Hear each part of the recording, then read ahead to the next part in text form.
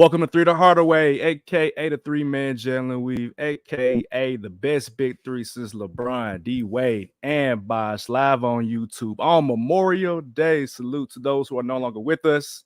We appreciate y'all's service. Of course, enjoy some time with your family, some hot dogs, some chicken wings. For some of us. I didn't see that one coming, Savage. I like that. For some of us. Yeah. I actually might have some today. My mama cooking, so I don't know. We'll see. I'll let y'all. You ain't paying for it. I ain't paying for it. Hell no. And he said Mike. This guy. Oh man. If y'all are here, man, leave a like on the stream. Of course, comment to join the discussion and subscribe to the channel. We're on our way to that 250. If you're over on the podcast platform, Spotify, Apple Podcasts, leave us a 5-star review. We would greatly appreciate it. If you don't know who I am the walking bucket providing instant offense. It's your boy Savage. Up here, we got the coach on the sidelines. Take them to school on and off the court. And when I say it's really shitty, it's really shitty. Shitty, what up, though? Shit, not real. Yes, first and foremost, happy Memorial Day to everybody, man. Thank you for those that have served and are continuing to serve for this country. That I actually don't believe in anyway, but that's neither here nor there. I appreciate y'all putting y'all's lives on the lines for all of us here. So I'll leave it at that. Facts. We also got your favorite DJ, Sample Man himself, Mr. Ted Shakir. Toot, what's good? Not a damn thing, brother. If you listen to my voice, make sure y'all pull up to the Liberty Bowl, man. Pull up to the Liberty Bowl. Yes, sir. I think I said from like 4 to 5, 5 to 6, something like that. But just to come to vibes, they got all kind of things going on. So y'all pull up and get to hear the real hometown DJ do his thing. Hey, y'all heard the man. Your favorite DJ's favorite DJ. Y'all heard him. Almost hate it. But if you're not getting hated on it, you're not doing something right, though. Hey, but Shitty, do you think I give a damn? Never. If you don't give a damn, well, I really don't. I really don't. Because the money's still coming, by the way. The money's still coming. In multiple states. Period. Bum ass. All right, man. Before we get into all of that, we do get some NBA trivia provided by DJ Ted Shakir. What you got today, too? Absolutely. So, gentlemen, of course, the year, for the season is 23-24. But I want to know if y'all remember who won the awards from 20 years ago. So, again, 2003, 2004, who was the MVP, Rookie of the Year? We ain't going to spend too much time because y'all may have forgotten, but I'm going to definitely help y'all out. Again, who we're going to do awards from 20 years ago. All right. Damn. All right. So, MVP, his team is still in the playoffs right now. It's still in the playoffs. 20 years ago. No. Very close. But in the West is so it's Mavericks, KG. Okay. Rookie of the Year should be real simple. 2003. Bron, yeah. That's Bron. That's his year. Should make Carmelo. I said that. I agree with that 1,000%, but that's another topic for another day. The Defensive Player of the Year. He changed his name a couple times in life. Ron Artest, also known as Meta World Peace. That's his name. We want to give his respect, bro. He won in 03? Damn. But in that year, his name was Ron Artest, so I'm not changing whatever I just said. That was with Indiana, right? Meta World Peace. It was Meta World Peace. My fault. Absolutely, bro. All right, so 6th Man of the Year, y'all may have a little problem with, so I'm gonna help out. He was on the Mavericks. No, Terry, not Terry. On the Mavericks. Okay, who's on the Mavericks in 03? Let's give y'all a minute, man. So we had Nash. He was a forward. Michael Finley. He's somebody you wouldn't even think of being a Maverick. Nick Van Exel. He's known for really being a Warrior or Wizard. So he played with the Warriors and Wizards. Not Chris Webber, not Juwan Howard. Not Brandon Davis. So he's known as a Warrior and a Wizard. More than a Maverick, really. More than a Maverick. I know this, man. I played with this team on live. Crazy. Back in the day. List? No. Y'all want the initials? Yes. The initials are AJ. Avery Johnson? No. 4. He's a 4. Oh, 4. Okay. Yeah. Antoine Jameson. Antoine Jameson. Okay. Damn, Antoine Jameson. Okay. All right, we got a couple more. Most improved. I actually didn't know this player won most improved, but shout out to him. Big 50. Big. Big 50. Not. Oh yeah. Zach Randolph. Zebo, okay, Zebo. For the Trailblazers, I learned this when I looked it up. Okay, Zebo. So Zebo won with the Jailblazers back in that Jailblazers. Okay. And of course, bringing it actually to the city of Memphis, Coach of the Year, 2003-2004. Hubie Brown. Okay. Salute Hubie. Okay. Shout out to Hubie, still out there. Man, 90 years doing old. his thing, man. For real. Love for basketball. But for real quick, for those interested, the first team All NBA was Kobe, Tim Duncan, Kevin Garnett, Jason Kidd, and Shaquille O'Neal. Man, names. Real era right there, man. That's names, dog. Real nice. Speaking of that, man, we can get to the NBA news, man. It's a good segue to the all NBA teams, all defensive teams of this current season. So let me pull it up right quick.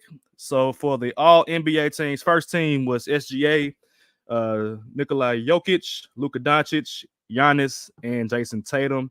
Second team was Brunson, Ant-Man, KD, Kawhi Leonard, Anthony Davis. Third team, LeBron, Steph, Sabonis, Halliburton, and Devin Booker.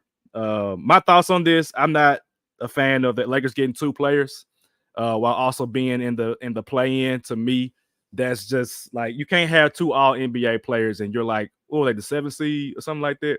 Like, I mean, I'm saying Ant Davis had a great year, LeBron had a great year, but y'all didn't get wins. So I'm like, how do you reward players by giving them all NBA and they didn't have a high seed? I just wasn't a fan of that personally. That's my thoughts on the all NBA teams.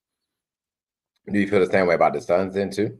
Yeah, I do. Yeah. Like Booker and KD, like I don't like y'all didn't play well this year. So it's like, how can you be an all NBA performer if your team as a collective didn't perform that well? Like I also was not a fan of, like, back in the day, Russell Westbrook getting MVP. So I'm like, if you were a 7 seed, how are you the MVP? Like, were you that valuable? You know what I'm saying? So, but yeah, that's just me. I ain't got to go too deep into that. Yeah, I don't know. And then to the point that you're making right now, and then as I go back through these teams again, as you just said them, Brown isn't on there. Nope, for the Celtics. Not at all. The number one team in the entire league only got one player, and that's, to be honest, barely. If you ask me, Jason Tatum. It's hard for me to like not see the playoffs, right, and see like who should I move around. Because it's really hard for me not to think of Jalen Brunson as being a first-team All-NBA player, not despite the playoffs, despite him being in the playoffs, right? But the run that he had to make by himself, with or without OG, without Julius Randle. Randle's been out since what, January, February, something like that, and he's carried that team to a 2nd seed from February on. So I think that should get a little bit more credit, person. But then it's also like, okay, who do you take off? I would at least move Jason Tatum to 2nd team, to be honest, because I think what SGA did, Joker, Luka, or get Giannis off of there, move him to 2nd team. As I was looking over his names, or move that guy down to 2nd team. But also, I know we talked about this before in the podcast too. Like, we got to get who's the best 5 players, regardless of position, so to speak. And that's how it is now. It's how it is. Like, they for defense and all NBA. Yeah, and I think our rookies too. They just get the best 5 players, which is why next year we're gonna be just doing our top players by players, not actual positions anymore. Yeah, and the only other, I don't want to say gripe because we're gonna keep talking about this, but is it Kawhi or is it Paul George that should have been on there? I'm more or less settling for Paul George over Kawhi for the Clippers, but it don't matter. Them mums got out here the first round, so it don't matter to me. Yeah, I think what this is what you call a safe business decision, right? Like, if you ask me, do I have an issue with any team? I actually don't, considering that that's how I looked at, that's how I saw these teams. What I mean by that is that, let's say, for instance, or Kawhi Leonard and Anthony Davis, right? The NBA is in a weird position to not only find the next face of the league. That's why we're hearing the Ant-Mans over the last weeks. You know, over the summer, I'm pretty sure we're going to hear the Lukas or the Jason Tatums, whoever win that. You know what I'm saying? Or even when Ja Morant come back. But now they're also dealing with Asian stars who really kind of telling you they don't want to play regular seasons. who don't look at the regular seasons as being beneficial. So that's where the 65 games come in. But if I'm playing 65 games to win an award, I better win that award. So, for Kawhi Leonard, I don't have an issue with Kawhi Leonard for the simple fact of when was the last time he played 65 games. The fact that he played 65 games and was able to produce, cool, thank you. You're doing what you're supposed to do. Anthony Davis, he had a run where we could be arguing that he should be taking Giannis's spot. You know what I'm saying, for the first team. But because he played 65 games, I give him the benefit of the doubt. That's with Curry and that's with, Devin Booker. Do I think, they deserve to be on there? Yes and no. I'll say yes because they are still your superstar and you do need to market them. And if you were to take them off the list, who are we going to put on? So I think that's a debate itself. And, like I said, I like what I see. I like what I see, but I think it was, like I said, really safe decisions.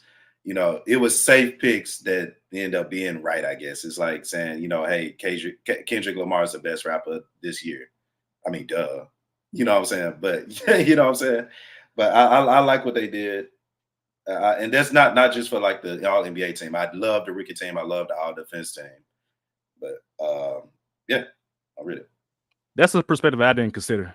Was that, like, this is the first year they want you to play all those games, so it's kind of like we'll kind of grandfather y'all in since y'all did commit to playing that much. So I can respect that from grandfathered in. I like that. I can respect that as far as the business. I can respect it. Yeah, and that gives them that point that y'all making too. It gives them that extra incentive for their contract too, right? So they can get another big payday after this because they get on another All-NBA team. Yeah. Who is that can be making $80 million? Is it SGA? Shea. I think it's and Luka too, like $80 million in 1 year. That's crazy. In 1 year. That's $1 million a game. That's crazy, bro. 80 M's. It's be 80 M contracts, like 5 years, $80 million. Now I'm just $80 million for 1 year. God. Jordan barely made $100 million for his entire career. That is crazy, bro. It's a different ball game, folks. Different ball game. All defensive team. First team is Rudy, who got 7 now, so he creeped up to that 9 territory, Sheedy. 9 all defensive teams. Rudy, Wemby got 1. Bam Adebayo, Herb Jones, and Anthony Davis. Second team is full of guards and wings. Caruso, Suggs from Orlando, Derek White, Jaden McDaniels, and J. Rue Holiday. I don't have complaints about that. I always wonder, like, would any of these players be effective against, like, Luka, like last game? You just answered your own question. Like, nah. I mean, look, Wemby, I'm curious about Wemby. If the time comes to it when San Antonio gets to the point where they're in the playoffs, defending Joker, defending Luka, if you get switched to the matchup. But I don't even know if Luka would want to switch to Wemby on the perimeter. I don't know. But for right now, Rudy got cooked last game. You saw it live. But yeah, thoughts on all defensive, or do y'all cool with it? Yeah, I'm cool with it. I appreciate Bam getting up there for first team. I think it's his first time getting first team. First time, yep. Actually, no, this might be his 5th time. No, it's his 5th time being all NBA defensive team, but it's first time being first team. Gotcha. So shout out to him. And I mean, for real, the league is in really good hands. You look at Victor and Herb Jones, man. Herb Jones is very, very underrated defender, and I really like the second team. Like I said, a bunch of guards and wings, man. And Suggs, I mean, man. Yeah, Suggs, man. Suggs getting there. Suggs would just in a little bit more, man. We could have been talking about the Magic a little bit more in the playoffs. But shout out to the teams, man. Like I said, I really like the second team, and shout out to Bam for getting his first team All-NBA. For sure. Well deserved for Bam. Actually, quick correction. Gobert has 4 only, so that's still even him getting 4 DPOIs. He only got 4 first team on defense compared to, like, Jordan and Kobe and that's crazy. Who was it? KG and GP, I think. And GP. Mm-hmm. Yeah, that's crazy. That just let you know they was locking that. Well, Kobe, I think Kobe got it off name, but like GP and Jordan and KG getting it was like legit. I would say. Yes. Mm-hmm. For sure. He ain't calling the glove for no reason. Period. Facts. I get into some more news. JJ Redick is now the front runner, according to reports, to get the Lakers job. I grew up a Duke fan, right? So JJ Redick was my guy. Like I watched him in the early 2000s. Even now I follow him on his podcast. And just he's a good basketball mind to watch and learn the game from. Is this real, y'all? Do y'all think that he actually is a front runner? Like, is this actually going to happen? Why not? I don't know. I don't know why not. The reason I say why not, because like I said, you gave us ample amount of time to do our homework, Mr. Teacher. So I appreciate you. But the reason I say that why not is because I think when you're the Lakers, you need your star all around, right? So when you talk about the next coach maybe needs to be known in social media, known in worlds, you know what I'm saying, that the Lakers necessarily ain't had. You know what I'm saying? I think maybe basketball, they may be transiting is what I'm saying. But when you talk about being able to, for example, they signed LeBron James back, JJ Redick is a coach. Okay, well, they got their pod going. So after a game, you be able to tune in and tap in with them. If they have a podcast during the season with the head coach and the best player, what's stopping? I will watch every episode. That's my point. That's my point. You know, JJ and you got to do it for every game, but have like certain players come in, especially if they have like crazy moments. Like it'll be good for basketball overall. But let's just not sit here and talk about JJ Redick not being an idiot, because mentally he's one of my favorite people to just watch, period. So, you know what I'm saying? He know how to lock in with the players. He know how to, he gonna trip you if you mess up. Just be ready for that. But other than that, I honestly don't see why not, when it's other coaches that's been given a shot that we've had to be here literally on this podcast and be like, how the hell? Did they have Steve Nash at one point? In Brooklyn, yeah. Brooklyn, they have Steve Nash in Brooklyn. So just randomness. So I'm like, why not? I mean, he got the sense. You won't, as LeBron James, how do you coach a LeBron? How do you coach a Kevin Durant? We talking about coaches and organizations trying to maximize players that's been in the league 15 years. No, you maximize the people around them. That's it. So I like what I'm saying. I hope that JJ Redick is a front runner, to be honest with you. And if not, then the Lakers gonna have some decisions to make, because I'm pretty sure that's LeBron's guy. And I think the threat to end his career in Cleveland is real. The problem with hiring JJ and like having like the podcast is like, what happens when Darvin Ham situation, like he ain't cool no more. Like, all right, we've been here for like a couple of games. We 10-15 because we don't have the talent around to make this work. Because at the end of the day, the Lakers don't have any talent. But then again, they might get, you know, DeJounte Murray or Zach LaVine for scraps. Who knows what they're gonna get? But like when it does go sour and your guy is JJ Redick, then what happens? I'm still not sure LeBron gonna sign with the Lakers. To be honest, what easy you say? All publicity is good publicity. I mean, I'm tapping in. I'm just curious as far as like the on the court product, because like Darvin Ham was the guy as far as like, oh, he builds culture. You know, he was a former player like JJ, so he knows the players. But then you get there and in practice, it worked out a little bit early on, and then it fell apart because LeBron was taking the clipboard, AD rolling his eyes, not saying he's not sure what they're supposed to be doing on defense or on offense. So when that happens, it's like, okay, now what if you're the Lakers anyway? And you ain't got to respond to that question. That's me thinking out loud, like, now what? Because at some point it has to end. You got to find long-term stability at coach. And they did mention that in the report, like last week, they were saying that they want him to be like Pat Riley. Well, shit, Pat Riley had Magic and Kareem Abdul-Jabbar in their prime. LeBron, he's still great. He ain't in his prime no more. You know what I'm saying? AD, he cool, but I don't see him getting better, you know, like how Magic got better under Pat Riley. You know what I'm saying? So that's where I'm at. I'm just wondering, like, if they want to commit to Redick, I ain't saying this, it sounds crazy, but let LeBron go and then allow JJ to actually be a coach and let him show that he can actually coach and not have LeBron completely run the show. Because if LeBron is there, LeBron is there. He's the guy. It ain't Redick. It ain't Ham, Luke Walton, anybody that would go there. It will be the LeBron James show, which is why I'm not a Lakers fan anymore for the most part. But go ahead. No, you're fine. I think to Tuke's point, or maybe I might be saying this incorrect, Tuke, so correct me if I'm wrong, but I think what the Lakers need is a head coach that can bring the aura back to LA, right? Like they need sort of like a star power so to speak. And I completely agree with that. I'm just not sure if it is JJ Redick.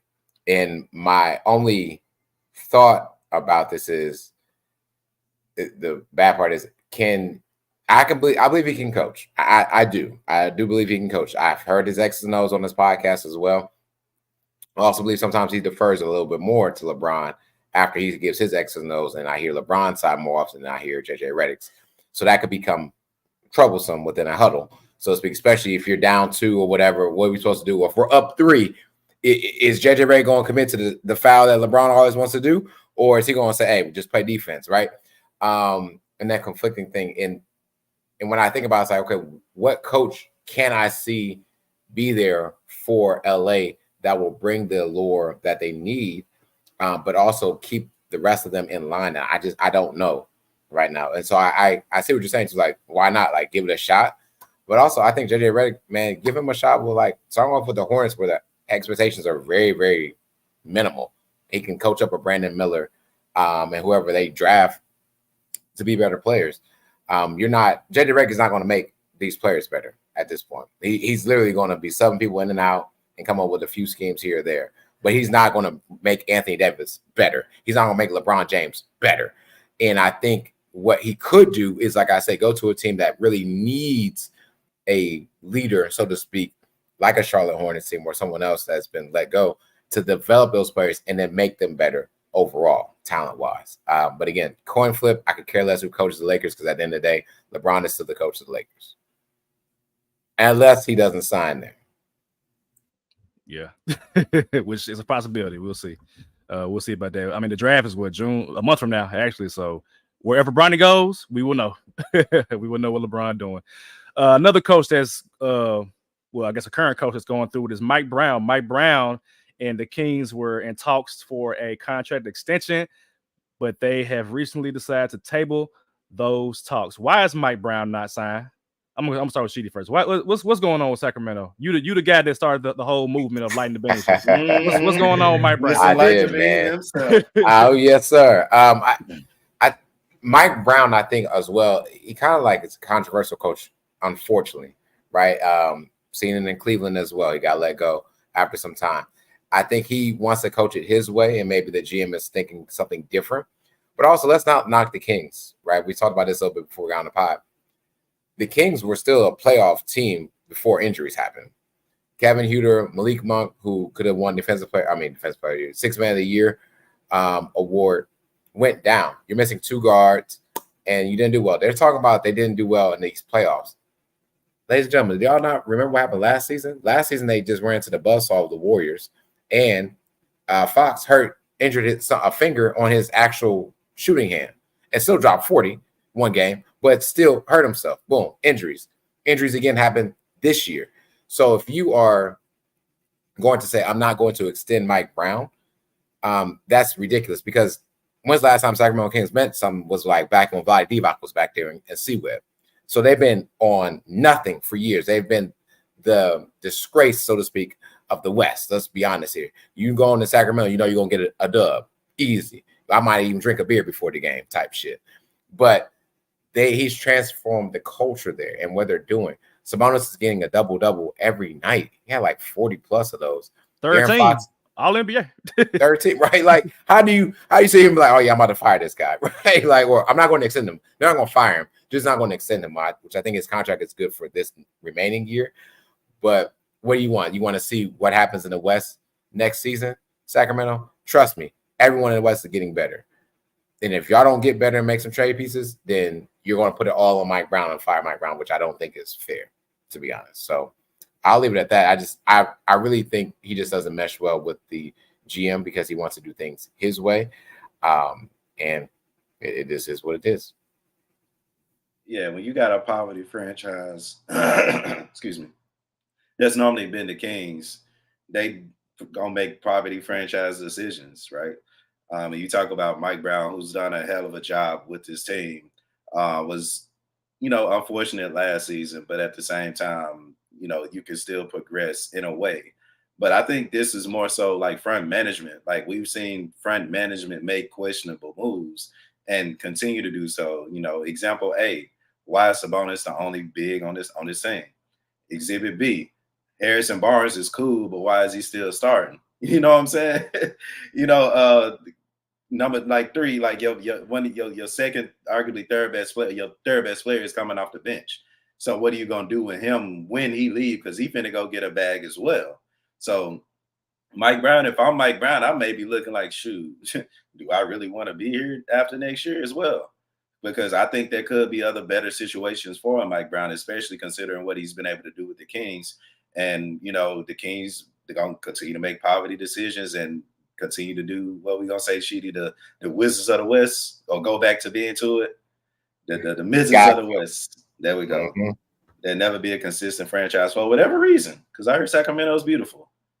The colors are dope. You got pretty good players, but it's everything all around. Like, what are you going to do to solidify and progress as a team, not only on court, but in the organization from management role? So they poverty, Po Kings. Yeah, and we've never mentioned the Kings until like last year. Like that was never a thing. It was always the Sacramento Princesses. It's never been the Kings. And now all of a sudden the Kings are here, and it's because of Mike Brown. So you made a good decision, front office, but to the point that Tuke just made, give the man some help. You won big in the West with Joker. Come on. And you got another team with the Timberwolves that got 3 bigs. What are you doing? My conspiracy theory says that the Kings will have that 1 year because they lit the beam just to let the aliens know where to land, like specifically where to go. You know what I'm saying? They need the alien landed in San Antonio. One of the aliens landed in San Antonio. It's a mo coming in the league. It's a mo coming in the league. They some 12-year-old player out in wherever he is. Some 12-year-old. He is not 12 years old, bro. I know exactly what you're talking about. Yeah, 21 points in 12 minutes. That man was going off and playing D, by the way. That's what I love to see. I'm telling you, y'all seen Space Jam when the little aliens went out and found like these little youngins. They ain't found in the old people. They found in these youngins. They creeping into it. Thank you, Sacramento, for letting the aliens know where we are. Oh shit. If I'm being honest, y'all, this smells like a Mark Jackson Golden State Warriors situation. Bingo. Now the problem is that you don't have Steph Curry, Klay Thompson, Draymond Green. De'Aaron Fox is cool. He's not Steph Curry. Sabonis is cool. He's not Draymond Green in terms of like the defense and his impact on the team. Malik Monk is cool. He ain't Klay Thompson. You know what I'm saying? So I feel like if they are going to keep Mike Brown, they got to make a big move to add to the team, because the team is good. The players are good, but you need that one more piece to kind of round it out. And I said it last year in the offseason outlook, get you a big man. They still didn't do that. So they got to find him a big man one way or another if they want to progress in the playoffs. But also they had a lot of injuries last year. So you talked about Kevin Huerter and Malik Monk. So, and they still were in the play-in, if I'm not mistaken. Yeah. So you still were there. And if you are an injured team and you doing it like that, that comes down to just straight up coaching, man. Like the Miami Heat, they every year they are there. Injuries be down because of coaching. Period. You know what I'm saying? Like that's straight coaching, bro. That ain't nothing else but coaching and player development. So allow Mike Brown some time. Go ahead and sign that man. Y'all, the city loves him. What are we doing? And my problem with coaches, it's kind of like quarterbacks, man. And I hate to put salt in the wound for Sheedy, but I don't think he cares about that much no more. But like when you know you got a quarterback, you sign that quarterback. There's no waiting period. It's like, we know this is our guy. Go ahead and give him his money because you want to show that you got good faith in him. When you show that you don't have good faith in him, he might go somewhere else and be more prosperous. Or as an organization, you want to say, hey, we good on him. We'll move on and just move forward and get another coach. So what are we waiting on, San Antonio? What are we waiting on? Real quick, Savage, do you feel like you're I don't want to say disrespecting, but disrespecting Kings fans when you're calling Sabonis not a big? He's a big, but it's kind of like he's not a 5. He's a 4. He's center. Oh, he's a 4. Like he can play it in stretches, but it's kind of like Insane mentioned this about Jaren. Oh, not Jaren, but like thinking about the 5 position for the Grizzlies in general. You don't need a starter. You need the option in case, like, styles make fights. Like, I'm fighting a shorter fighter. I got a long reach, so I'm gonna get into him so he can't run from me. Whereas if it's a bigger guy, let me back up a little bit and get some space. So you got to have optionality when it comes to, at least when you don't have a big man that's versatile enough to play two positions. You know what I'm saying? Sabonis is not a 5. He cannot guard stronger big man, but he's an amazing facilitator, an amazing scorer, arguably the best rebounder in the game right now. So you still need him, but you got to make sure that you get him a Derek Lively beside him or somebody like that, you know. So speaking of Derek Lively, oh Lord, the Mavericks are up 3-0 versus the Timberwolves. Sheedy was at game 3 again. I want Sheedy's thoughts, man. What's the vibe like down there in DFW? I want Sheedy's job because like it was for y'all.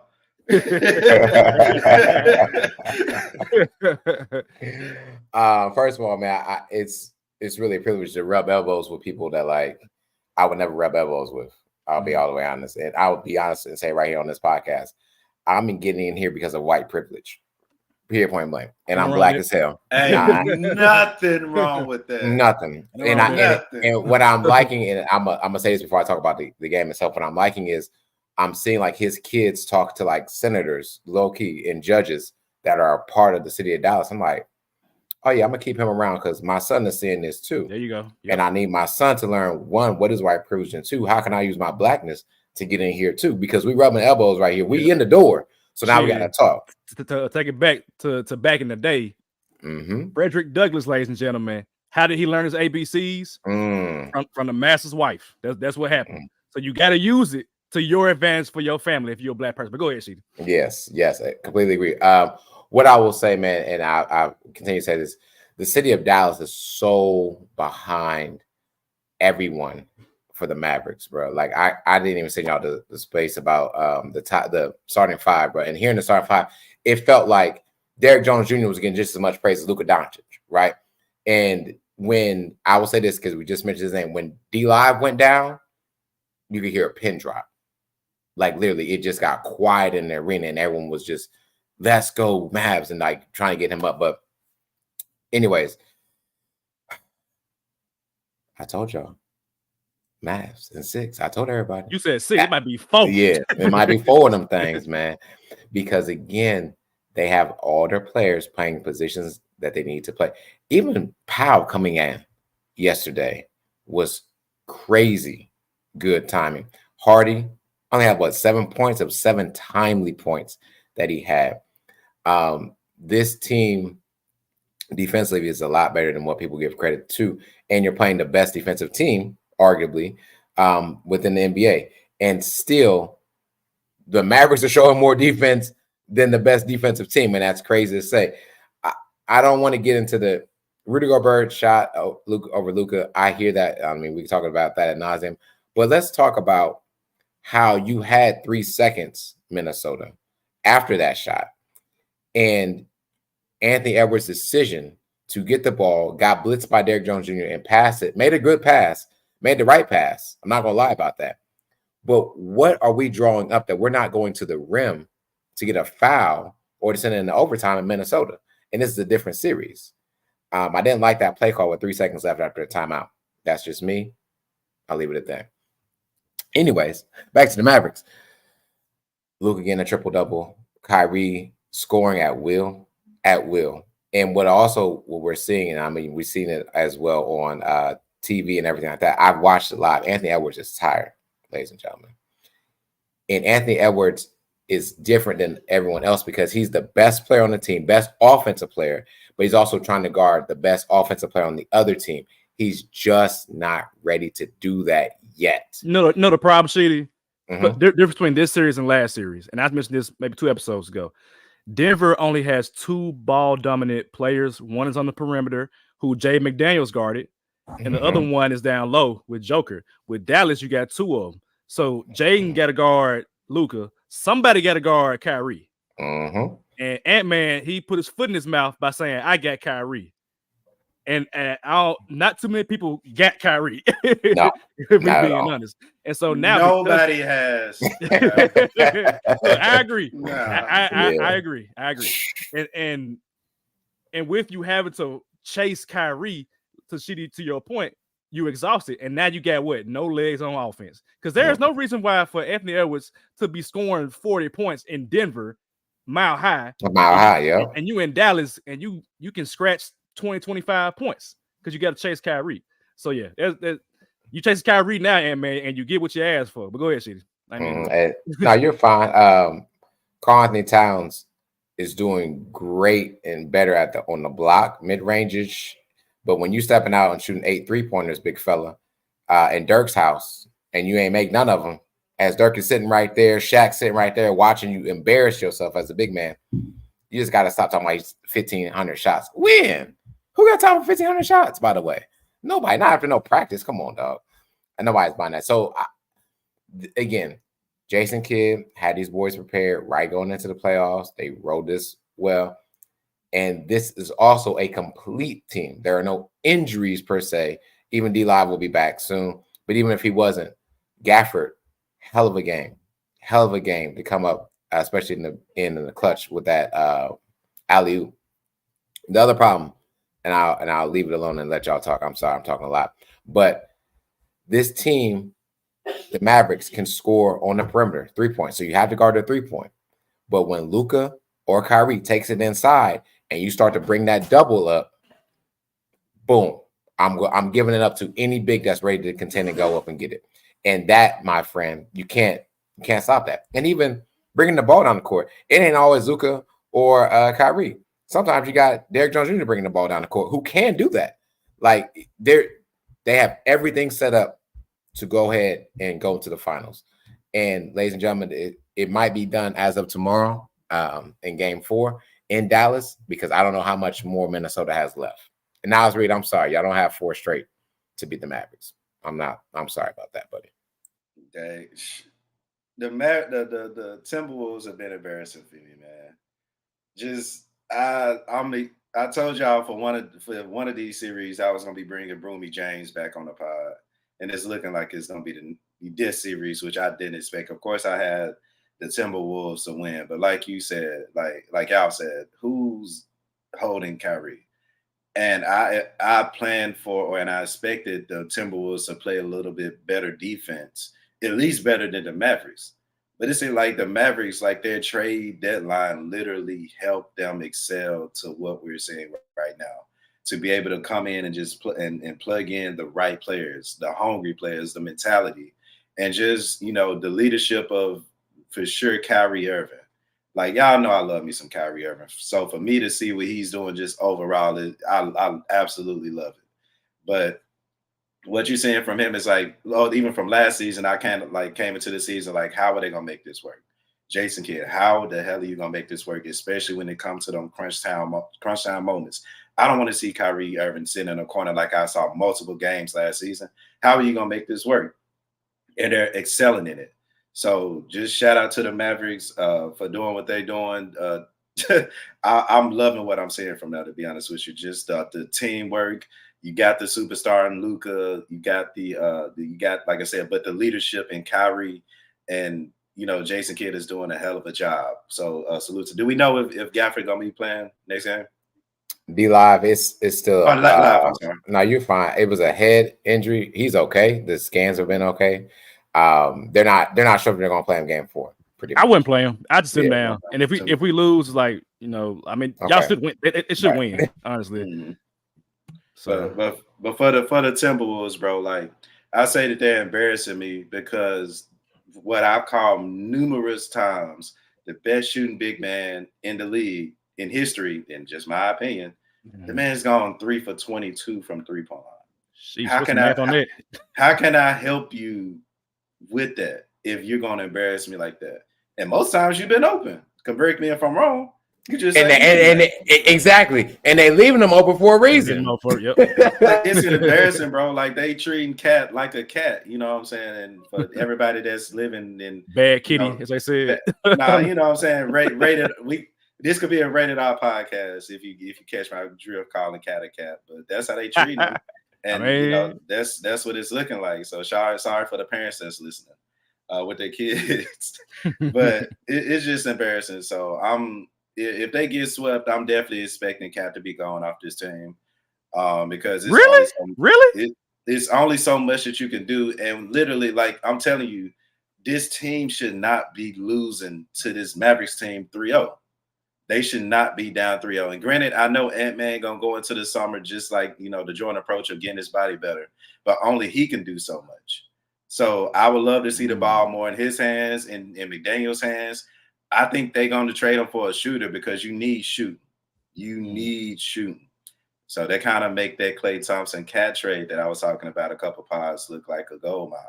But that's neither here for another day, because why would I want this cat performance on this damn Warriors team? So it's a catch-22, man. Cat, you embarrassing me. You need to play better, bro. Cat plays better. The Timberwolves will win one. This ain't no Rudy Gobert thing. Rudy tried.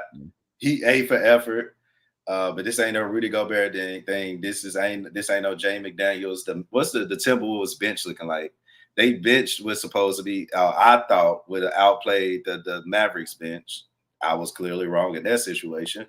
So it's like they're literally being outplayed in all aspects, which is something that I didn't expect, especially, like I said, 3-0. Like, we're seeing the difference between a veteran-led team versus but a young-led team. And that literally is a difference when it comes down to slow the game down and playoff basketball. So I'm expecting, like I said, to have Broomy James with me next pod. I got to pay my line brother $50. Y'all know what it's like to having to pay line brothers some money. So he may not get that. He rich anyway. He don't need my shit. Look, just take the money you got from the bet from the other guy, the coach. That shit gone. Damn. It's that shit. I got shit to do next. I got shit to do. I got things to do, man. Damn. Oh man, where do I even begin? So this is where I want to go to. I want to talk about Ant-Man. Because people were calling him Jordan. And me personally, I'll say I was jokingly saying it, obviously, because I've been joking all the time, all playoffs. And he's been doing a lot of talking as well. I appreciate the consistency from him, because talk shit like Jordan says, talk shit when it's 0-0, which Ant-Man has done. He talked shit when he was down 3-2, so I respect it. But it's like, now you got to cash some checks, Ant-Man. You talked about before the game that you were going to get the shots up, which he did. But from a team standpoint, do you need that? Do you need somebody out there, creating that narrative like, I'm going to get a lot of shots up, when it's like, yeah, that might be good for the team, but you got to get other people involved, similar to how the Mavericks getting their players involved. And Cat, I can't even go deep with Cat, because like, it's just 3 for 22 is 13%, bro. And I was just about to say, Savage, like, how do you, when you're Ant-Man, how do you control that narrative when Cat is going 3 for 22? Like, how do you not want to shoot every damn shot? Mm-hmm. Which I agree with, and I want to mention this real quick because Darren talked about the Jordan. That was a Jordan type dunk. Like, he did the literal jump man, even though he Adidas. And I already got my conspiracy about that with Adidas, as far as like they trying to correct themselves by getting Ant-Man. But I think so. Somebody that we have not mentioned today is Chris Finch, man. And we were tough on Finch when they played the Grizzlies and how he pretty much lost that series. And we're seeing him lose games now in terms of like how the offense is going. You got Cat still shooting threes, man. What are we doing, Cat? Cat, I think they're gonna keep Cat next year, but he has got to develop a consistent in between game, a la like Anthony Davis. Anthony Davis is not a great shooter. He had a great shooting year in the bubble, but the reason why AD is a different athlete than Cat, obviously, but AD thrives in the post mid-range area. Like, he is money from that area once he gets it going, just because he's a great shooter from that spot. And Cat can be too, but he doesn't have really fluid movements, which might be on him. Like, he's a stiff mover anyway. But he has got to develop that and then work his way out to the perimeter when your shot is not falling. So right now, Chris Finch has got to do some better coaching. Like, okay, Cat, you ain't doing this. Whether you got to just put in Nas Reed with Rudy Gobert, because Nas Reed, he been hooping forever. Nas Reed doing whatever he got to do to get them points. Blank check, man. Blank check.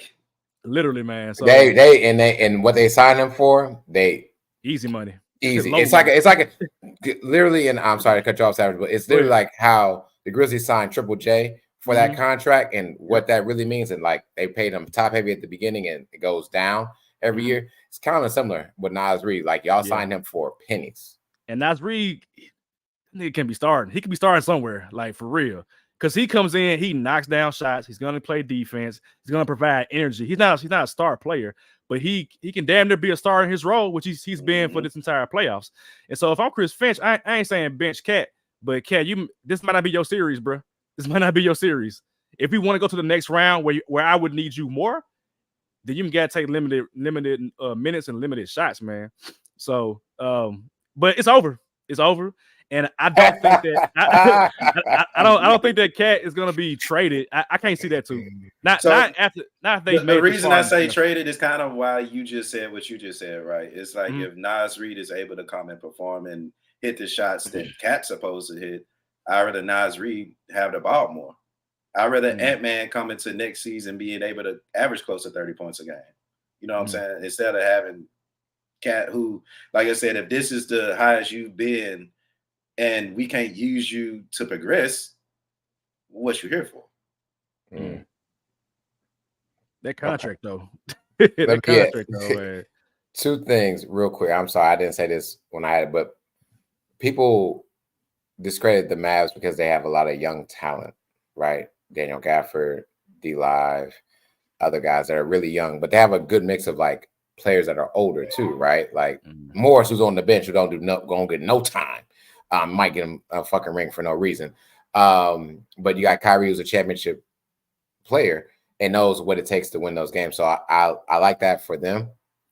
And the other part too, I agree with Draymond about this in regards to Timberwolves. Bench both those bigs and let Nas and Slow-Mo start, or at least get them more time to get the spacing that Anthony Edwards needs. Because if you keep Rudy in that game, clog the lane. And Ant-Man is exactly what you just talked about for Karl Anthony Towns. Anthony Edwards starts on the inside and works his way out. Yep. You don't want to, you don't give him the lane, right? You rather give him a 3-point shot, because if you give him the lane, you're gonna get a poster and one. Yep. And so do the Timberwolves need to look at more spacing to provide, if they want to get at least a win or two, provide more spacing, which means you bench Karl Anthony Towns, you bench Rudy Gobert at the same time. You give up on defense, but I mean, realistically, y'all giving up alley-oops anyway, so it don't even matter. Yeah, that's true. That's true. And Jason Kidd, man, like I feel like I'm watching the freaking Nets from 2002. You got Richard Jefferson for the lob, Kenyon Martin for the lob, Kerry Kittles for a 3, Keith Van Horn for a 3. It's literally the Nets all over again. And Luka is like Jason Kidd. Now Kyrie is a different player in general, but Luka is like a Super Saiyan Jason Kidd, if I'm being honest. So it's just crazy. It's crazy to see, man. Jason Kidd. It's the blonde hair. It's the blonde hair. The hair in general, because he got hair in general. But going to the next series, man. This one, I mean, I knew it was over in general anyway. But the Pacers had game 3. They literally had it right there in their hand. No. They had game 1. Game 1. Yeah, they had game 1. Had game and they had game 1. 3. Yeah, they had game 1 and game 3. Game 1 was a miracle shot, but game 3 was just like y'all just fell apart. Literally just fell apart. But Halliburton is done. What, he got a hamstring, I think? Was it a hamstring or something like that? Nah, you ain't running with that, bro. And y'all want to run? Nah, that's. I would just sit him down if I'm Rick Carlisle. Just sit him down. Come back next year. Rebuild for the future, because you're not gonna beat Boston 4 times in a row. I'll be very surprised if you beat Boston 4 times in a row. 2 times in a row, to be honest. But Boston, they handle business. They won game 3. I would assume they're gonna win game 4, or if it goes to a game 5. Do y'all feel better about Boston's chances given what we've seen in game 3? I've always felt great about Jaylen Brown. It's just that damn left hand. But otherwise, he's played a great series for Boston and kind of has helped carry when Tatum wasn't going. And now Tatum's playing well now. So it's like you got both of these dudes playing well. Drew Holiday had a great game. So it's like, damn, like, are they turning the corner now, or is it still like, I don't trust Boston? I think they've had a good series. Like I said that coming into this series, this is going to be on Jason Tatum and why you got a Drew Holiday. And I think Drew Holiday and Tatum are finally waking up. Well, Tatum woke up last series, so I give him that. But Drew Holiday really is shown up this series, and I'm I like what he got going on, and it helps for sure. Pacers shouldn't win one in a row at this point.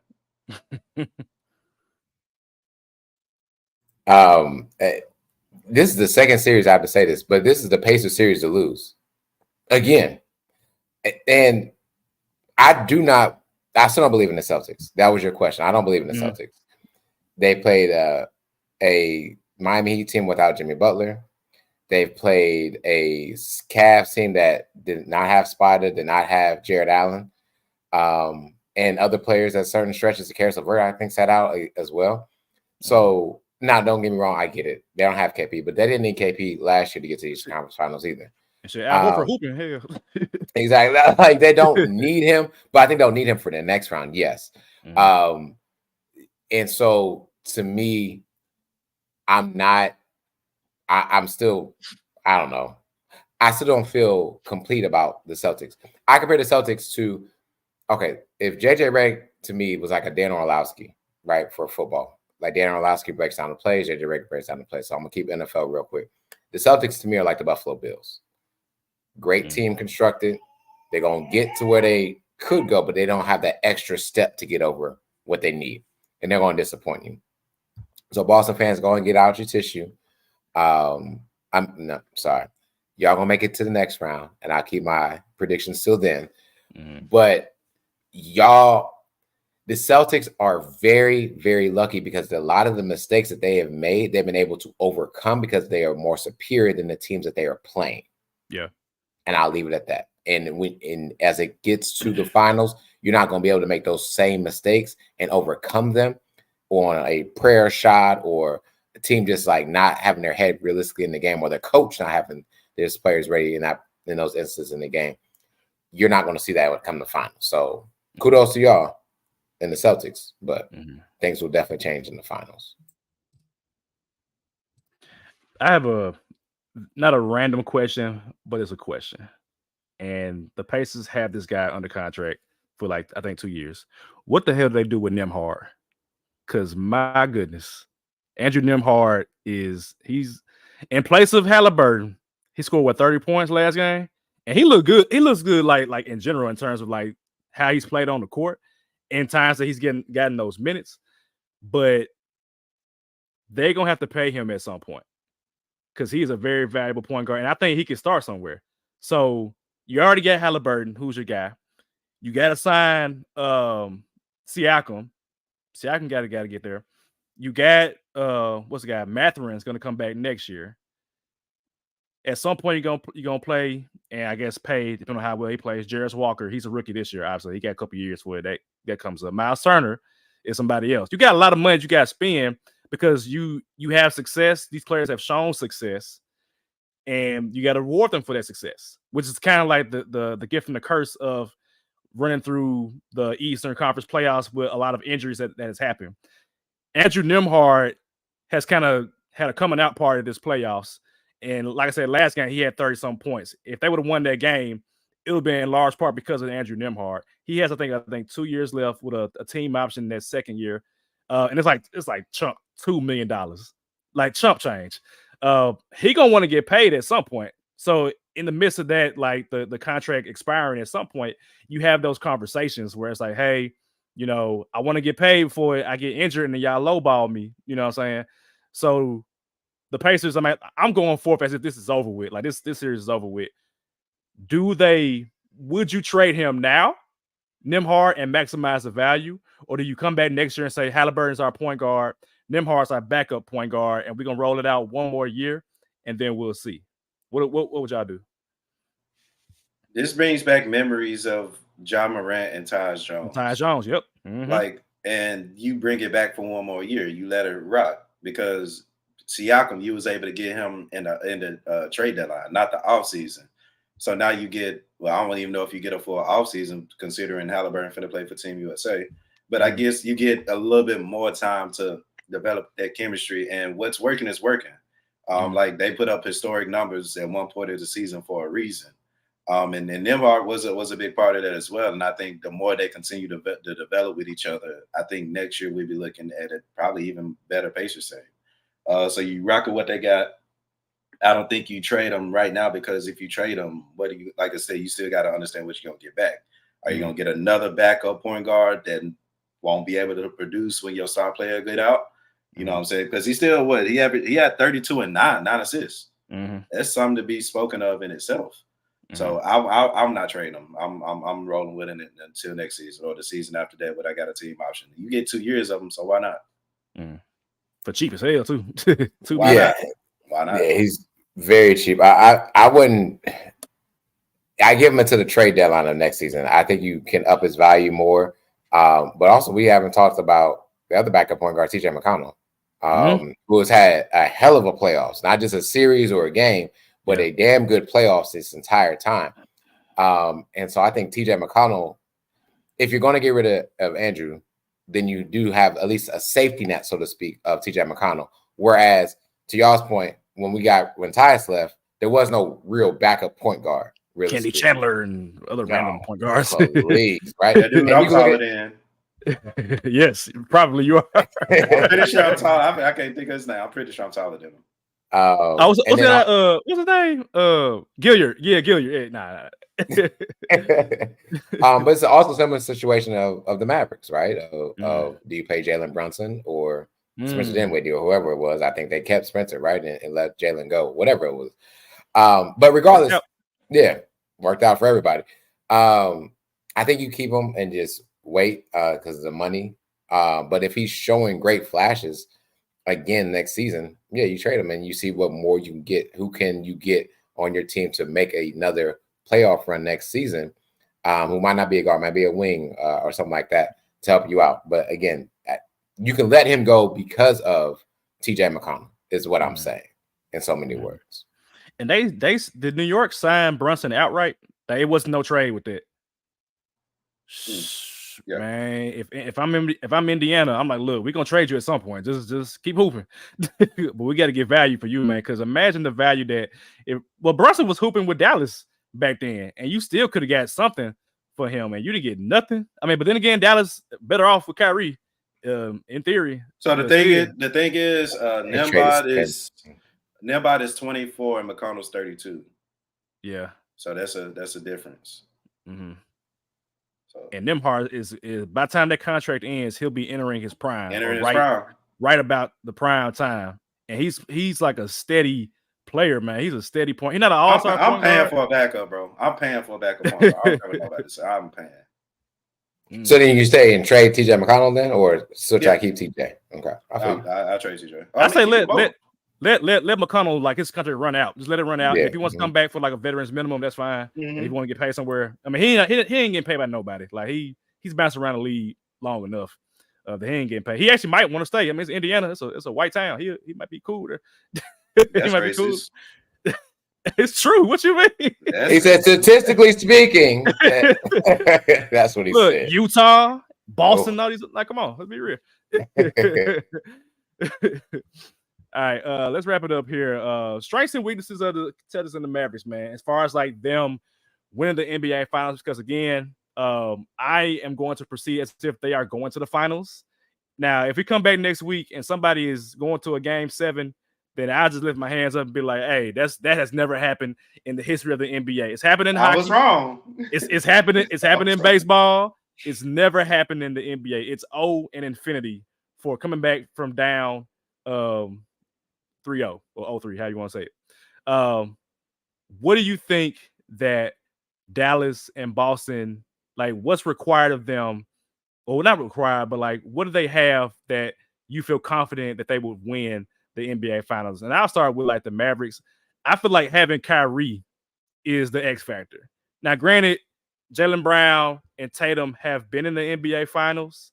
Luka has not. He hasn't been there, but he's a clutch player. But having Kyrie, who's been in those moments, who has experienced so much loss against like the Warriors, or even like along the way to the NBA Finals, but also having made big shots and having showed up in big moments, to the point where he's paced himself up until this series. Like last series, he wasn't scoring or even shooting that much last series.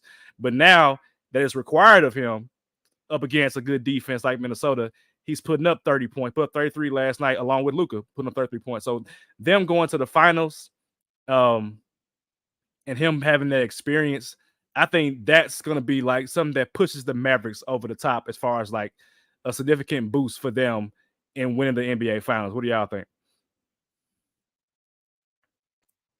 No, I agree with your take about it. Kyrie, it's hard to even call Kyrie an X factor, right? Because of how great of a player he is. But I understand because you also have another great player by his side, which is Luka. So I'm in agreement on what you're saying. When you have a player of that magnitude and you're thinking also not even just physically what he can do, but mentally how it can keep this team together. And even watching him with what was it? I can't remember what it was, but regardless of the fact, all the Mavericks were cheering, right? That like, man, we won the game, but he's like, yo, no, we got one more stop. We still need to stop him. Kobe. Yeah. And so like I'm in agreement to what you're saying before I list my strengths, but yes. So for my strengths, and it's kind of weird because they both rock with me for a minute. They both have powers that we can't see. Like if you look at the Mavericks team, you got Luka Magic and you got Black Magic. You got the reason why Dr. King is smiling up in heaven happily. But then on the other side, you legit got the power of the leprechaun. And if you think about the Celtics' road to the finals, it's been easy because every team that they placed, even though they were gonna win, look at ours. Their best players have gotten injured. We talk about the Pacers, Halliburton. We talk about the Knicks and everybody, and we talk about the Cavs with what was it, Mitchell and Mobley, not Mobley, Jerry Allen. They want to get the shot in the real, which good job. And now you're talking about a possible Mavericks team who've seen Kyrie Irving go down before. I've literally seen Kyrie go down by stumping on that goddamn leprechaun. So it's like, which powers that may be that we can't see will thrive. So it's rocking in the Celtics' favor right now. I'm looking at that as a strength. But when you got what's going on in the Mavericks, it's beautiful basketball, and I'm praying that the basketball guards would allow the Mavericks to have good health, is what I'm saying. So good health has been a great thing for the Mavericks. But going against that damn leprechaun, which is the Celtics' biggest strength, what I'm supposed to do with my hands. What was your strength, Sheedy? My strength for the Mavericks is their overall gel and makeup of their team. The way their team is constructed and knowing what to do, how to play, and on the role, to be honest. I've been saying that about the Mavericks. I'm going to keep saying that about them. That is their biggest strength. You don't have watching them, like there's no, besides Luka, no one really complains about, oh, I didn't get the foul call. You know what I mean? We're sprinting around the court. We're playing defense, lockdown defense. We're getting rebounds. This team knows how to play together. So to me, the strength of the Mavericks is that they are playing together. They know their role and what they're doing. I guess for the Celtics, I don't really have a strength for them, man. I don't really know what their strength is, to be honest. Because to the point that you just made to, and the point I alluded to earlier, who are y'all playing? Y'all strength is that y'all got the number one seed? I guess. Shit. But like, they haven't done anything in this playoffs yet that has been like, damn, this is the number one. This is the best team in the league. This is the number one seed in the entire NBA. They have not done anything for me that lets me know this, because you're supposed to blow out the Miami Heat without Jimmy Butler, but you lost at home. You were supposed to get rid of the Cavs in like, 4? But you let Donovan Mitchell, a small point guard, Kyrie, cook you and win that game. So to me, I don't see a strength with the Celtics because, again, this is the best team in basketball, but they don't look like the best team in the playoffs. I like that. I agree. I think my strength for them is just their experience. They've suffered a lot of loss, a lot of like going to there and then losing, getting to the East Coast Finals and losing. It's like we've said on this podcast, if y'all get there, y'all better win But even saying that, we still don't feel confident. That's crazy. That's crazy to say. They had like a 15-game lead from first seed to second seed, and we still are like, nah, we don't believe it. We don't believe it. So that's we said like it's something missing. It's we said something missing. I don't know what it is. Like I cannot quite put my finger on it. I don't know if it's coaching or boom. You think it's coaching? Though, I don't know. I don't know if it's coaching. I don't know. I guess we'll see in the finals for sure. We'll see in the finals if it's coaching. But right now, I can't say because they've played injury field team. So let me say this. I did this too. I thought about this because the Pat Riley situation came up. Unless Brad Stevens is going to bring his ass down for Joe Mazzulla, he might have to. Pat Riley came down for Stan Van Gundy. Sorry about Stan Van Gundy and his wife and all that. Yeah. But unless that happens, no. And what's crazy is he won't come down like next year if they lose in the finals. Because he's getting paid even more for a GM type of role. Yeah. Like, would he come down for like 2 years? Like, let me coach real quick and I move back up. I mean, I feel like that would be the best thing that would happen for Boston is if Brad Stevens come down because we know he can coach. Now I'm curious now if he'll do that. But listen to me. What you just said was perfect. He needs to come down because you're going to lose KP. Because of money after 2 years, you're gonna lose Drew Holiday. You're gonna have to pay Tatum. There's no way you're gonna be able to pay Derek White as well within this time frame. The time is now. So maximize on the time now. So crazy. Yes, he needs to step. What's today? May 27th. Come on down, brother. After they all win this game, hey Joe, go ahead and sit out. I'm gonna coach the finals, and that I will change my entire prediction for. Yeah, Pat Riley coached for 3 years in Miami, then he went back to his role. So damn. He got a champion. And what he get? He got a championship because of it, right? And moved back up. Yep. Damn, Brad Stevens. That makes sense though. That makes a lot of sense for them to do if they want to win for real. So flip side, weaknesses. For the Mavericks. Well, I guess in reference against the Celtics, I think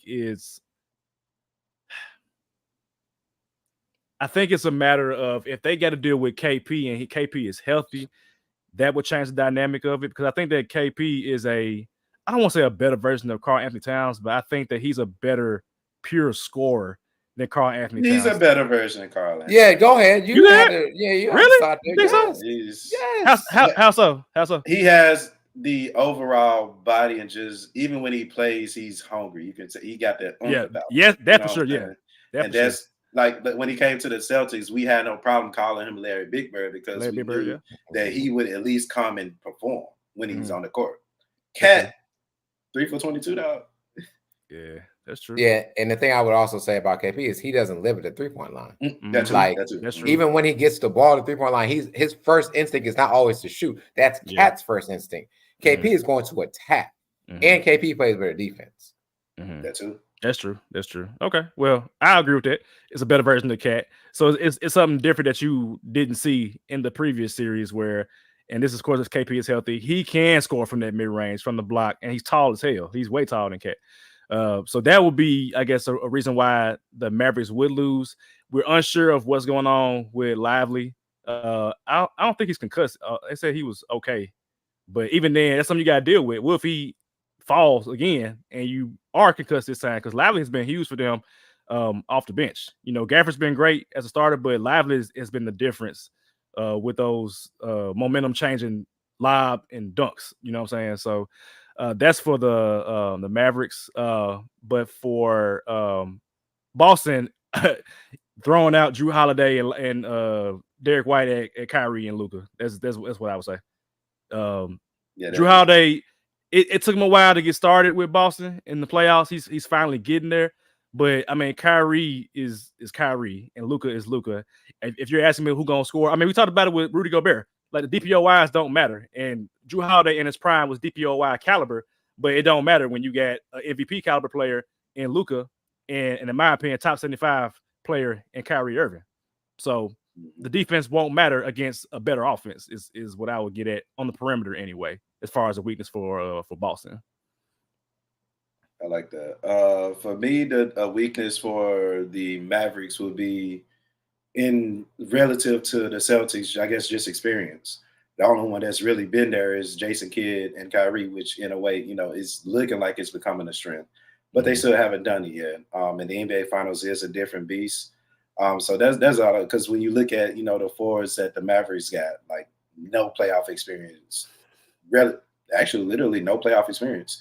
But when you talk about the Celtics, you got the Al Horford who's been there for 1,800 years. You got KP who I think he's been to the playoffs a few times in with Dallas. With Dallas. So KP on one side, Kyrie on the other side. That's crazy.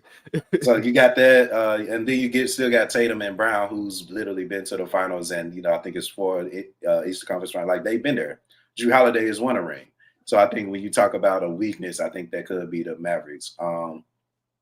For the Celtics, I think it's just that extra. You know what I'm saying? Like the same thing we said about KP is like it shouldn't take for 3 basketball quote unquote analysts, watchers, lovers of the game like we are to say that it's something missing about the team that was number 1 in the Eastern Conference. When we said, y'all, trust me, as long as the Mavericks are healthy, y'all gonna see exactly what we're talking about. So we talk about the defense that that Brunson was able to do, and even Mitchell, that he was able to show he was able to do against the Celtics. But now you got Kyrie Irving, who literally is looking like the unstoppable sidekick. That's the key word, sidekick, because once Luka get going, ain't nobody on the Celtics team finna guard Luka. And you talk about Drew Holiday, who you got there for. You're supposed to be a Derek White, who's a second team all defensive player. It's supposed to be a Jaylen Brown and a Jason Taylor, who we call great two-way players in the league. But still, they ain't got no that make me go, all right, they can lock up Kyrie, or they can contain at least one of them. I don't see it. So I think that's definitely weakest for the Celtics. Hold on, I'm sorry. You just woke me up a little bit. Did Brown not get anything this year? He didn't get all NBA, all in the team? Nothing. Nothing. Nada. Number. Wow. Was he All-Star? He was All-Star this year. He was All-Star. Yeah, okay. But not even barely. All. Right. Yeah, not a starter. Shit, I was looking at him. Shit, I don't even think he should have been an All-Star, but that's why I was coming. Yeah. And and I love me some Jaylen Brown. Yeah. Mm-hmm. Dang, I just when you say all defense, I'm like, dang, yeah, they got 3, right? But then I was like, damn, no, it's only 2. It's only 2. Yep, only 2. Wow. Mm-hmm. All right. So, sorry. Weakness of the teams that are remaining for the Mavericks, I will say this. It's also the same for the Timberwolves too. But for the Mavericks, their weakness is they haven't had to play through an injury yet of a player. They live, yeah, okay, I get that part. But like someone like Luka Doncic or Kyrie Irving, someone that has went down and cannot be part of the playoffs anymore. Like that's huge. Like between them or Stenson not being in the playoffs, between them and the Timberwolves, neither team has had to deal with that injury wise. Whereas the Celtics are dealing with KP being gone, Halliburton's been out for the Pacers. Flip the script. My weakness for the Celtics is y'all can't stop playing out to your competition and expect the same results, because that's not going to happen when you come into Dallas and you see Jason Kidd. And y'all better get it together at home, by the way, because it's a 2-3-2 series. So if y'all lose, they changed the game to 2-2-1-1. They changed it back. Oh, okay, my fault. 2-2-1-1. All right. So still, I sentiment's still the same about the first 2 games, because y'all gonna get the first 2 games in Boston. Is Dallas gonna come in and steal that first game, like how Indiana should have won that first game, how the Heat won the second game, right? Like, is that going to happen? Because you can't let that happen. And my other weakness, double weakness here, because I'm about to talk about the Cavs. Can you guard a smaller guard like Donovan Mitchell? Donovan Mitchell was cooking and killing. And to me, Kyrie Irving is just as good, if not greater, than Donovan Mitchell, and getting his shot, getting to the rim and anything like that. And he has more support. So if you double down on Kyrie as he's going to the rim, like you were trying to do with Donovan Mitchell, I can keep this out of Luka. And he's going to hit that. I can get this out to let Derrick Jones Jr., who was 3 for 3 last night, by the way. Crazy. You can't do that. You can't do the same thing. So I'm gonna leave it at that, Celtics. Y'all better be paying attention. Hey, real talk. Who the hell is Derrick Jones Jr. shooting coach? I need him in Memphis immediately. I need him here immediately. Whoever coached that man up, because that man was not doing that in Miami. He was not doing that. He was not doing that. Over with Chicago, when he was with Chicago, he wasn't doing it. He never was doing that anywhere else but in Dallas. I don't know what's up with Dallas, but that man, he be pure. Perfect from the three last pure. I don't know why, but I got like the Jim Jones balling song like queued up in my head right now. Hey. Balling, just leaving the three from Derrick Jones from like that. Didn't he have like 5 one game? It was something crazy. I'm like, damn, bro. Like again, because the defense collapsed. Again, we talked about this before. He had to learn how to shoot the three from there. He needed a shooting coach. Because if he don't get those shots up, if he's not making those shots, go ahead. You on the bench, man. You on the bench. Before we get up out of here, though, so it looked like the finals is going to be Dallas and Boston, which I like. To me, that's a great matchup. That's a very good matchup. You got superstar players. You got 2 good coaches. Jason Kidd, who was an all-time great on the court, might be going that way off the court. Well, not off the court, but on the sideline anyway. Mazzulla, who is, he's a good young coach. He's a good coach. Going back to the finals, he got him back here. I mean, I can't knock him for that. But there's a storyline of like, is he going to be the actual coach long term? But beyond that, there has been talk that the playoffs have been boring. This round specifically, I would say, has been boring. I've kind of had it as background noise because I'm like, Pacers, they hurt. I'm like, that's a wrap. They're not beating Boston, fully healthy. I thought that we were going to get a better series out of Timberwolves and the Mavericks, but it ain't turned out that way. But overall, have y'all been satisfied with the playoffs as a fan of the game? I've been satisfied with watching the West. Me too. The Wild West and how they've got down. But the East is, like I said, we've seen star players against the Celtics go down. I literally, like game 1, literally, I was like, okay, let me just check out this Celtics and Pacers match. I would literally watch the 4th quarter of the Pacers and Celtics game 1. Saw the Pacers literally give up a lead and said, I'm not watching no more. It'll be just BS no more. So if I was to rate it from 1 to 10 overall playoffs, I give it an 8 in all honesty, because we have been able to see the young emerging talents come to the league. And I think that's what's been an issue for ratings, because you got kids and, even us want to see this, the Stephs, the KDs, the LeBrons, make their deep run in the playoffs rather than players that are still trying to make a name for themselves. I think that could be an issue as well. But I think these ratings for the finals, they should be pretty big if you want to be complete on Switch. Yeah, that'd be good. Yeah, I think the ratings will be excellent. I don't understand the comment about it being boring. This is me personally. Besides game 2 of Indiana and Boston, every game has been close. Start out West. I mean, last night's game, it didn't even get to it's not even a blow. They only won below 8 or 9 points. Anyways, I left after the Gafford dunk. I was gone. I was done. But game 1 and game 2 were 4 points, I believe, in the West. And you switch over to the East, the Pacers, they went over. They were in the overtime game 1. That was a hell of a game. They should have won the game, but it was a hell of a game. Game 3, they lost by 3 points, maybe something like that. So again, besides game 2 of Indiana and Boston, I think this has been a very good basketball thing. And then to think about Halliburton going down and the Pacers still responding, and now you're talking about a different name being thrown out there too, that can get paid. I'm cool with how the playoffs are going. I'm going to be pissed when it goes to the finals and I got to wait, 2-3 days to see some basketball. Yeah. But overall, I don't think it's boring. I think is an understatement. I think to the point that you just made too, because we're not seeing the LeBrons, the Steph Currys, the KDs, it's boring to people. But people got to understand this. It's time to get this new era. Blood in. Yep. It's that time. It's Luka, man. Luka is arguably the best player in the game right now. Like this is a new Jokic, star. Luka. I said, hey, look, it's 2 white guys up top, y'all. Come on, black guys. Let's get together. What we doing, man? What we doing? I mean, they got a chance if Boston goes and it's Tatum and Jaylen Brown. You got a chance. But Luka, I mean, it's a cold ass white boy. It's a cold ass white boy, man.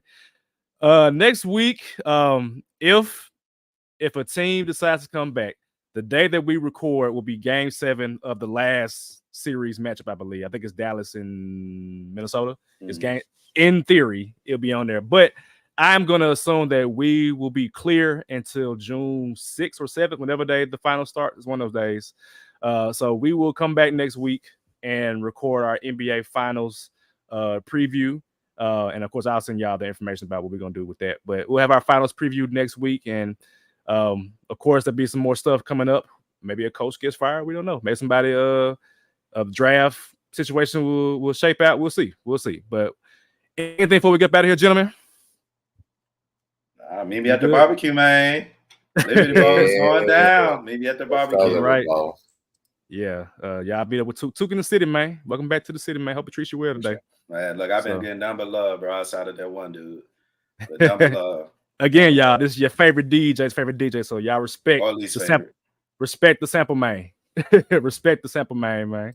That's what we do around here. Gang. All right, y'all. Stay safe. Be blessed. Peace.